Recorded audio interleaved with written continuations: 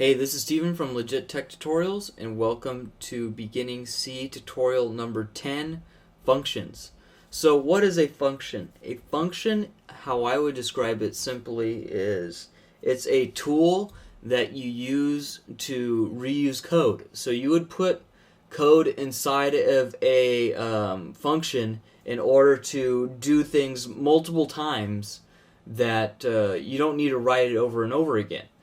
So I guess the best real-world explanation for what a function is let's say that you're a contractor and you build houses. Now you have a hammer that you just bought and you just finished a house. It doesn't make any sense to go and buy another hammer for the next house. Buy a hammer for each house you build. That's not good practice. So what do? You use the exact same hammer for 15 years. And the hammer will never change unless you break it, but we're going to disregard that part. So we're going to build a tool to use in our programs that is going to have different parts so that we could just refer to those tools and use those tools and just modify them slightly if we need to, and so we could get it to do whatever we want it to do. So what are we looking at here? I got the grades.c back inside the source files, and the way that you're going to want to do that is right click on the test.c. So test.c is in here. You're going to right click and hit exclude from project, and then that's going to drop it out, but it is still there. And then what you're going to want to do is, I'm going to show you, so if I go into here, you see the test.c is still in here, but then you grab the grades and you drag it into the source files. And that's it. So you grab it and drag it into the source files and it pops the grade.c, and then you'll see nothing in here is blue. Just double click on the grade.c and it will bring it up. So, for example, here we're looking at what you want to see is you want to see similarities inside your program. Things that, like, for example, I just tested this in the main, so I'm like, oh, this is a cool tool. I want to be able to reference to this tool anywhere. So what I'm going to do with this is I'm going to create a function to do this whenever I want it to, because I don't want to keep rewriting it again and again to do it over again. So for example, if let's say I wanted to do this again, if I wanted to go back through and do it all over again, I would have to write it all back down, and I don't want to do that. So what do? We create a function, and now where do we put the function? You put the function above the main, or you can put it in a different file. So we're going to create a function called count grades or input grades, calculate GPA. We'll just call it grades. Okay, so first thing we have is the return type. And the return type you see in this main is actually a function. So we've been working with a function the whole time and you haven't even known about it, because everything in programming is functions. So here we have the int is the return type, and here you see that we are returning 1 to say that the main went through without a hitch. So let's do that same type, but we could also do different things with it. And so let's do that same thing. So you could either do one of two things. You could either enter in int or whatever different types of primitives, char, float, whatever you want. Or we could enter in void. Void means that it returns nothing, so don't even worry about it. But in this case, we're going to do an int. And then you have the name of the function. So we're going to call it grades. And the name of the function could be whatever.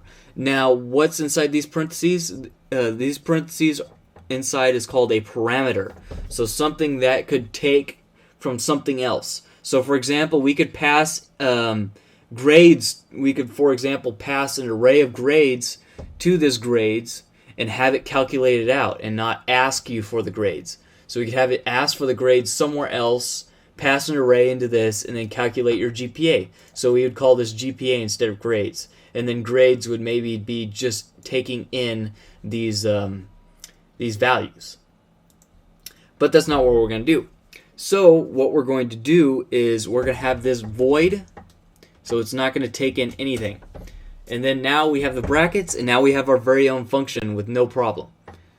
So what are we going to do? We're going to take this guy, drag it down before the return. You want the return, oops. You want the return to be there. You're going to cut it, and you're going to paste it. And actually we have an int there, so we are going to want to return 1 at the very end. So now what are we doing here? You're just going to simply call grades. Grades, and it's going to have nothing in there. So it says int grades, and hey, look, Visual Studio sees that we have a function called grades, and it returns a type of int, and there it is right there, confirming that it's the same spelling. So we could just close that, and now when we build the solution, we have no problem. It succeeded with no problem. So we could go into debug, start without debugging, and it does the exact same thing.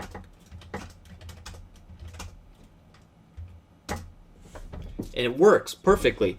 Now, what is different about this? We can call grades as many times as we want, over and over and over again, and only have to write one other line, not have to write that again and again and again. So let's say A, B, C, D, E,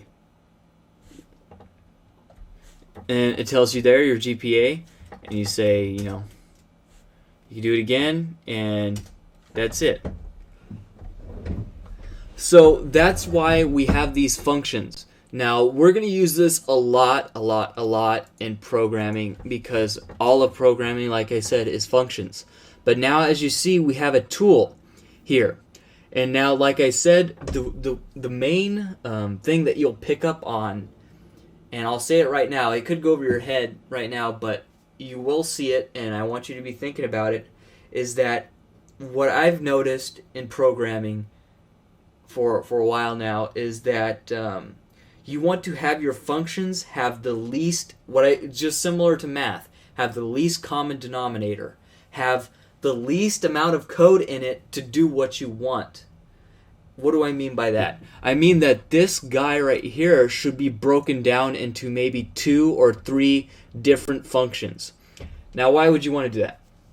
Number one is, what if you don't want the GPA? Are you going to delete it out of your function? No, you're not going to delete it out of your function. You're going to have a different function to do that job without outputting the GPA. Like I said, for example, you could have a different, so you would have, for example, you would have 3 different functions. One, to take in your grades and store them into an array. 2, to do the calculation and get you your grade count and your number of grades. And then 3 is to do the GPA calculation. So that's 3 separate functions to do the least common, what I call the LCD, right? In math, you know, if you're adding functions, you need least common denominators. I mean, if you're adding fractions. So in this case, you could make, you know, do whatever you want. You could have one. You could just do input grades and then calculate the grades and input your total grade count and your grade point average. I mean, your grade point. And then you could not even do the grade point average. So in this case, I don't have to just delete this guy to do that. But yeah, I mean, I really should have a tips series on my channel telling you all this stuff. I probably should do that to tell you guys some things to look out for, because this spreads across all languages. All right, so yeah, this is our little dive into functions.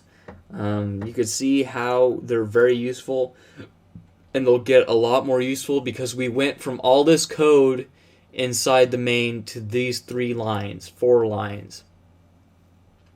And then we could get rid of these 2, and now we only have 1 line, and we could just keep entering in grades, and we will reuse this without having to write it a second time, which saves us a lot of time and wasted effort and possibly problems, well, unless you copy and paste it, of editing problems or typing in problems. Okay, so definitely be visiting the rest of the tutorials. A lot will be using mainly functions now instead of writing most stuff in the main, we'll be having functions. Unless I'm just going over a topic, then I'll just have it in the functions and we'll pop back in the test.c. But every type of little program that we do, similar to doing problem solving, will have a separate file. So as you see, we already have grade.c, and then we'll have multiple other ones for the different ones that we want to revisit on and clean up the code, do good practices. Alright, so this has been Steven from LegitTechTutorials. I thank you for watching my video. If you like my videos, please subscribe for more videos like it in this series and other series. And if you have any questions, email me. And thank you for watching, and I will see you in the next video. Take it easy.